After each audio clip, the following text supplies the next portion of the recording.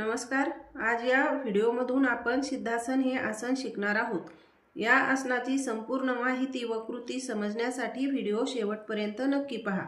सिद्धासन सिद्ध म्हणजे पवित्र आणि पुण्यवान अशी जवळजवळ दैवी शक्ती। या शक्तीला अलौकिक सिद्धी प्राप्त झालेल्या असतात। सिद्धी या शब्दाचा अर्थ साधू, ऋषी किंवा द्रष्टा असाही होतो। हे आसन कसे करावे त्याची प्रत्यक्ष कृती याप्रमाणे आहे। प्रथम आसन पूर्व स्थिती घ्या, म्हणजे पाय सरळ समोर पसरून जमिनीवर बसा। दोन्ही पावलात हातभर अंतर घ्या। आता डावा पाय गुडघ्यात वाकवून त्याची टाच शिवणीखाली ठेवा।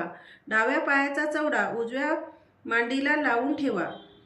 आता उजवा पाय गुडघ्यात वाकवा व उजवे पाऊल डाव्या घोट्यावर ठेवा। उजवी टाच जननेंद्रियाच्या वर ठेवा। मांडी आणि डाव्या पायाची पोटरी यांच्यामध्ये उजव्या पायाचा चवडा ठेवा।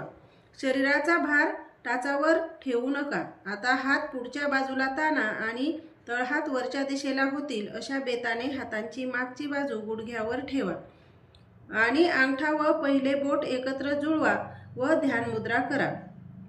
बाकीची बोटे पसरलेली असू द्या। आता पाठ, मान आणि डोके सरळ व ताठ ठेवून नाकाच्या शेंड्यावर खिळवून धरावी।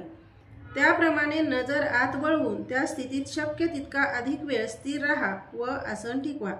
आसन सोडताना प्रथम पायाची दोन्ही पावले मोकळे करा व नंतर उलट क्रमाने आसन सोडा व थोडा वेळ विश्रांती घ्या।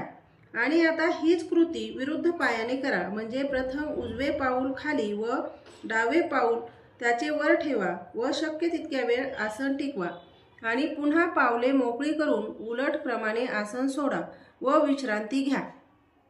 सिद्धासन केल्याने होणारे फायदे याप्रमाणे आहेत। हे आसन केल्याने शरीर व मनाला फार मोठ्या प्रमाणात विश्रांती मिळते।